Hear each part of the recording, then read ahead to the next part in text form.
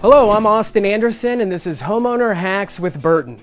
Today I have Justin coming out to go over my HVAC system and show me how to change my filter and to explain why this is important to do on a regular basis. So let's see what he has to say.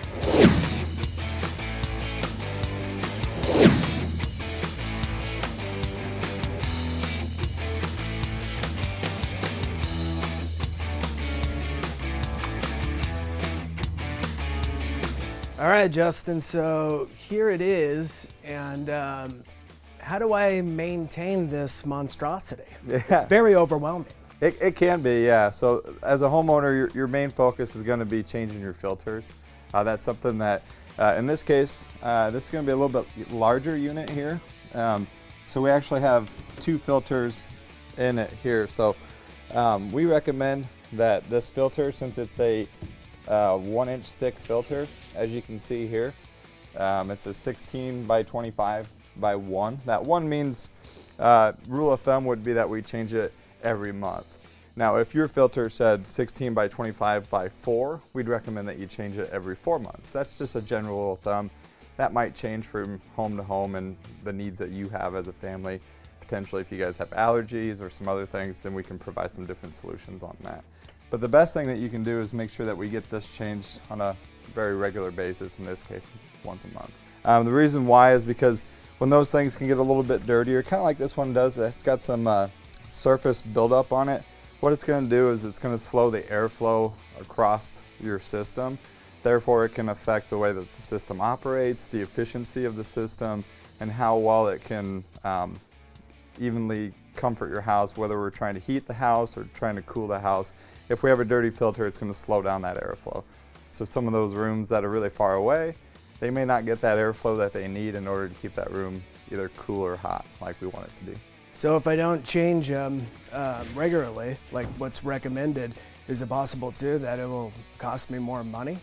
Absolutely, yeah. So if you're not very good with this, and by very good, we're not changing them on a regular schedule, you can definitely cut down on the life of the equipment. You can increase your utility bills, and you're going to wear out some of the parts inside of that unit. So it could fail when it's really cold, or it can fail when it's really hot. So these simple things like changing your filter can really greatly benefit your system. Yeah, so putting in these filters seems easy enough, but I mean, do they go in a certain way?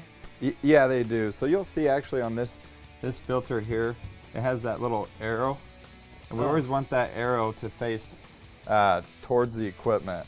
So what I like to do for most of our homeowners is, you can see that arrow there. So I'll write on the ductwork which way that it goes. And it's not the most detrimental thing in the world if it's not in the right way. The biggest thing is make sure that we have a filter in there and that it's clean. I mean, these filters are easy to find.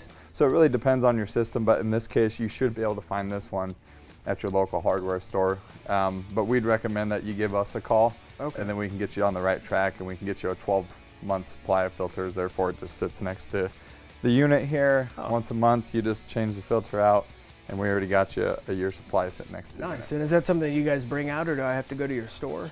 You can request that you do it, or we can order it and have it sent to your house. Oh, wow. Okay. So this here is actually going to be one of the more uncommon setups that we see.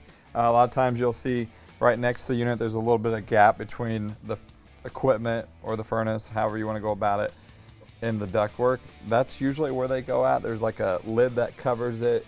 You can just slide it in and out that way. You'll see some that are in the ductwork like this, and you'll see some that are much larger and go longer that way. If you ever have a hard time finding it, we always recommend that you give us a call and we can walk you through it. But in most cases, they're going to be located very close to where the unit is. You feel nervous about just opening flaps Sure. or pulling this, Right. you know, because I don't know how this works. Absolutely. You know, Yeah. so I'm like, oh, do I do that? Your switch is right here. It's an on-off switch. So if you're uncomfortable doing anything with the system potentially being on, we'd like you to shut it off there.